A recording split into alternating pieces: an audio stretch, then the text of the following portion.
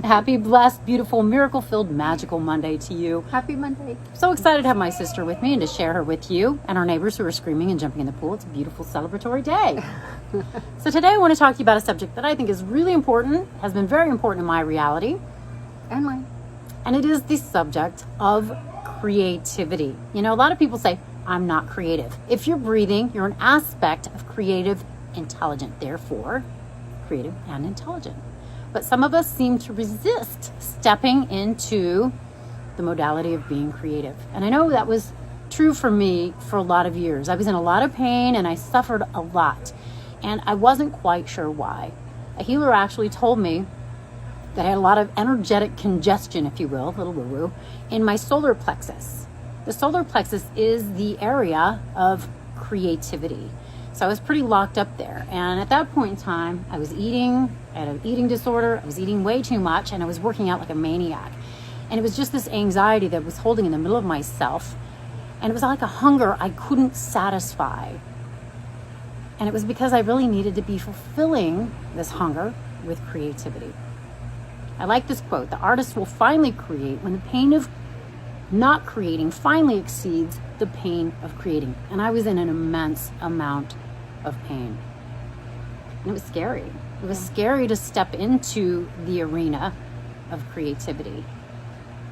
And I tried to encourage you to do it as well. And it was scary for you too. Oh, I dragged my feet and balked and judged myself. I'm like, I'm not the artist in this family. You are, our mother is. I am not the artist in this family. When you bring up a good point, a lot of times when our family of origin, people get different titles.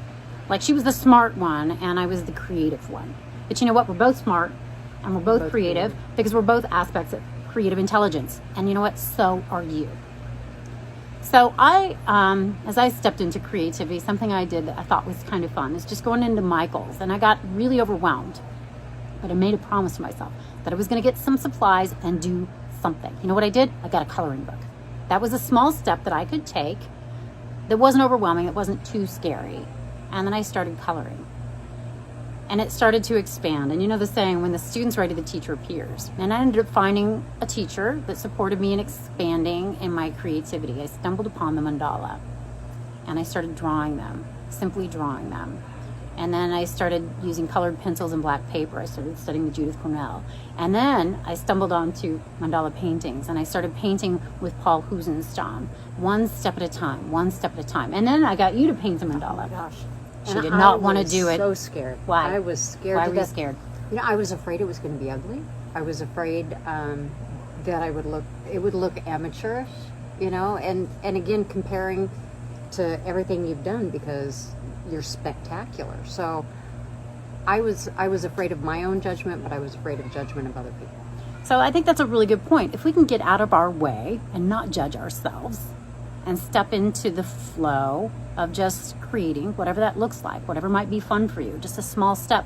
What I've learned is who cares if it's ugly? Who cares if somebody else thinks it's ugly? It's supposed to be for the joy of it. It's about the process, not the product. That's exactly right. And I tell you what, the process is so enlightening and so soul lifting. You know, it's I think I found, for me anyway, that through this process that I can really learn to be still. That I can be in the moment, and all of the chaos and the hamsters, you know, in my head cease. They chill. Yeah. And I can just get lost in that moment. And so it really doesn't matter what it looks like at the end. It doesn't. It's about lending yourself to the process, and it can take courage, and it can take stretching out of your comfort zone. But that's why I always say, just take little baby steps, little baby steps, little baby steps. And my teachers would say, as we do this, we start to transcend the fear, and we move up into the higher realms of acceptance, peace, love. And then when we get to that place, it's sort of like you look back and go, what was I afraid of? There really wasn't anything to be afraid of. Yeah. It's so funny how that can just happen. And you brought up another good point that I really like. As we lend ourselves to the creative process, and we let go of the fear, we let go of the judgment, and we just allow the creativity to flow through us. I find that I become inspired, more ideas come forward that want to be birthed through me, and more intuitive, because as we clear our fear, we're creating the space for love and grace to flow through us. We become clearer conduits for spirit to work with and through in the world. So I've seen you do this. I've witnessed my sister become more intuitive, almost bordering on psychic sometimes with the messages that she shared with me, like being a spokesperson or a channel for the divine.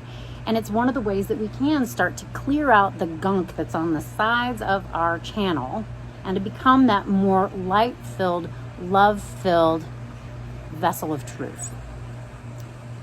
So yeah, I think creativity has so many gifts and blessings to share with us. And it's sort of like we need to surrender control. And you may have heard me say this before. Control is the master addiction. Control is also an illusion. So as we surrender control and we relax into that space of courage and faith, and maybe even taking some action steps even through your fear and your discomfort, there's all kinds of things you can learn about yourself. There's all kinds of things that you can do and allow to flow through you to bless not just yourself, but the people who love you and the world. And I don't know anything better than that. No. It brightens our light, and we become magnets for even more goodness, more grace, more joy. And each next step leads to each next step. And the brighter our lights, the more we can uplift others, and the more goodness we attract. I don't believe I could have this miracle-filled life with my horses and my husband had I not said yes to simply starting the process of exploring my creativity. And it continues to evolve, it continues to morph, it continues to expand. And sometimes I'll get tired of one creative medium and then I'll go to something else. I think somebody in my Facebook Live or my post a couple weeks ago said, Tammy, I used to be really creative, but it just wasn't fun for me anymore. We can change our modality. For a while it was mandalas, and then I got tired of that. And then it became jewelry, and then I got tired of that. And then we started making cowboy hats. I'm not tired of that yet. It's so fun. Our straw halos. It's a really fun creative medium. But once that gets tired, you try something else. It's sort of like maybe you get tired of pizza, so you eat something else. And maybe you get tired of Chinese food, so you eat something else. Tired of pizza? Well, it could happen. Okay, well, it could happen. It just hasn't happened yet. Yeah, so you just change up your diet, your creative diet. Explore something else. And if you don't know what that can look like, go onto Pinterest. Look at some ideas. Walk into Michael's or Hobby Lobby. Walk around. What sparks you? What brings you to life? What seems like exciting? And a lot of times the inner child knows. Just invite them to be part of the process with you. And do it not for the end result, but for the journey of it, the joy of it. And you may find people want it. I started making cowboy hats because it was fun and I couldn't find what I wanted. And now people are buying them. That wasn't even my intention. Yeah. So I would love to hear from you. Are you creating? Or are we opening your mind to the possibility of creating? And it can look like anything. It can be welding. It can be dancing. It can be writing poetry. It can be taking a simple class in your area. It can be walking through Michael's, looking at some beads and letting that inspire you. Or knitting, yarn. Reupholstering a chair or something. It can be anything. Gardening. It can be anything. There's no limit to creativity. So I would love to hear about what's coming forward from you. Are you creating? Are we opening your mind to the possibility of creating? Maybe you could share a picture with us. I would love that. I would love that. Let's see what you're creating. That would be really fun for us. So we're so blessed and so honored and so grateful you spent some time with us today. And we're just sending you blessings of inspired creativity, joy, grace, ease, prosperity, profound love, profound ever-expanding love from our hearts to yours. We're so grateful for you, and we hope to be in touch with you. So God bless you. Take good, gentle care of yourself. Onward and upward. Monday. Happy Monday. Bye. Bye for now.